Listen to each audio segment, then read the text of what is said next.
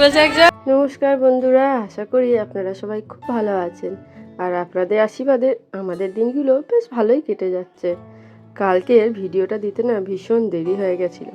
আসলে এই দুদিনটা এত টানাপোড়েন যাচ্ছে, শরীরটাও ভালো নেই, সাথে মনটাও খিচিবিচি করছে, যার জন্য কোনো কিছু করার আর এনার্জি পাচ্ছি না। গতকালের ভিডিওটা তো আমার রাতেই এডিট করা হয়ে গেছিলো, কিন্তু কথা বলে যে ভয়েস ওভার করবো সেইটুকুর মতো ধৈর্য আর কোলা ছিল না। তাই লাস্টে দুপুরে এডিট করে সন্ধেবেলাতেই আমি ভিডিওটা ছেড়েছি। আর আজকে সকালে আমি আপাতত এসেছি রান্নাঘরে। মামনি তো জলখাবারটা করে দিয়েছে আর সব কিছু কাটাকাটি করাই আছে। আমি বললাম দাঁড়াও, খানিকটা আমি করে নিই, তারপর বাকিটা তুমি করবে। সেই জন্য আগে শুক্তোটা করে নেব।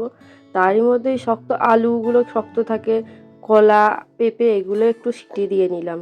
আর আমাদের জন্য কয়েক পিস সিলভার মাছ থেকে গেছিলো গতদিনের, সেটা দিয়ে একটু ভাবছি কালিয়া রান্না করব। এই যে অনেকে বলে না যে খুব ভালো রান্না করতে পারে, আমার গল্পটা কি জানেন তো একটু অন্য। আমি না কোনো দিন রান্না করতে করতে হঠাৎ করে ভালো হয়ে যায়, কিন্তু কি করে রান্নাটা ভালো হয়ে যায় আমি নিজেও বুঝতে পারি না। আবার কোনো একদিন খুবই যত্ন করে রান্না করছি, অথচ অন্য দিনের মতো অতটাও টেস্টি হলো না। এটা কি করে যে হয় আমি নিজেও বুঝতে পারি না। নিজে থেকেই ভালো হয়ে যায়, নিজে থেকে আবার ঠিক ভালো হয় না। আমি কোনো দিন জোর করে ভালোও করি না আর জোর করে খারাপও করি না, অটোমেটিক্যালি যেন জিনিসটা হয়ে যায়। আজকে আবার কালিয়ার জন্য যে আদা রসুন পেঁয়াজটা কেটে নিয়েছি, সেটা আবার বড় জারে দিয়ে পেস্ট করতে গেলে একদম তলাতে পড়ে থাকবে, আর ছোট জারে একেবারে হবে না। দাঁড়ান, খানিকটা ঘুরিয়ে নিয়েছি, আবার খানিকটা পেঁয়াজ দিয়ে তারপর বাকিটা পেস্ট করে নেব। আজকেও কিন্তু শরীরটা সেরকম বিশেষ জুত নেই, তাই জন্য হয়তো ভিডিওটা করার খুব একটা এনার্জি পাচ্ছি না। এই দেখুন মশলাটাও আমার মোটামুটি ভালোই কষিয়ে গেছে, এবার ভালো করে জল ঢেলে দিই। তারই ওপরে জানেন তো, এই যে এমনি যদি আমি এক মনে কাজ করে যাই যত তাড়াতাড়ি হয়, ওই বারবার ফোনের ক্যামেরা স্ট্যান্ড, ফোন সেটিং এইসব করতে করতে একটু তো দেরি হয়। যাই হোক, রান্না তো হয়ে গেছে, বাকিটুকু মামনি করে নিল। আমি ওপরে এলাম পাপুমকে নিয়ে। হ্যাঁ, বলা হয়নি আমাদের খাওয়া দাওয়াটাও হয়ে গেছে, কিন্তু খাওয়ার সময় আর ভিডিও করা হয়নি।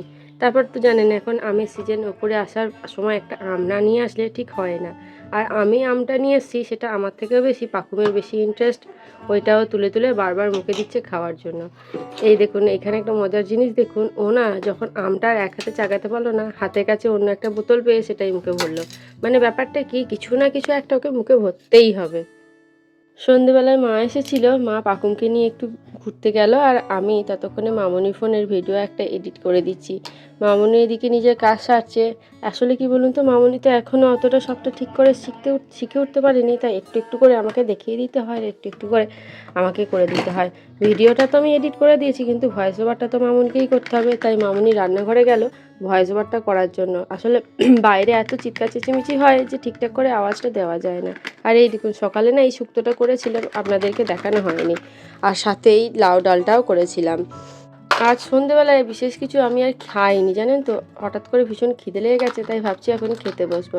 আর তা করতে করতে পিসিমণি কয়েকটা ব্লাউজ নিয়ে এসছে, এগুলো সবাই 8 পৌরো শাড়ির সাথে পরার মতো ব্লাউজ, কিন্তু এগুলো যা ছিল তা হয় আমার থেকে বড় আর নয় আমার থেকে ছোট, আমার সাইজে ছিল না। তাই আমি আর বিশেষ এখানে ইন্টারেস্ট না দেখিয়ে নিজে খাওয়াতেই মনোনিবেশ করলাম। জানেন তো পাকুমের না 2-1 দিনের মধ্যেই না দাঁত উঠবে, তাই আমি বারবার চেষ্টা করছিলাম ওর মুখের দাঁতটা আপনাদেরকে দেখানোর জন্য, বা ওর দাঁতটা ঠিক কতটা কাছাকাছি চলে এসেছে সেটা দেখাবো, কিন্তু ও কিছুতেই না মুখ খুলছিল না। তাহলে বন্ধুরা আজকের মতো ভিডিওটা এইটুকুই থাক। যদি ভালো লেগে থাকে তাহলে কিন্তু একটু কমেন্টে জানাবেন, সাথে একটা লাইকও করে দিন। আর আমাদের চ্যানেলে প্রথম এসে থাকলে আমাদের চ্যানেলটা সাবস্ক্রাইব করে আমাদের পাশে থাকার একান্ত অনুরোধ রইল। এক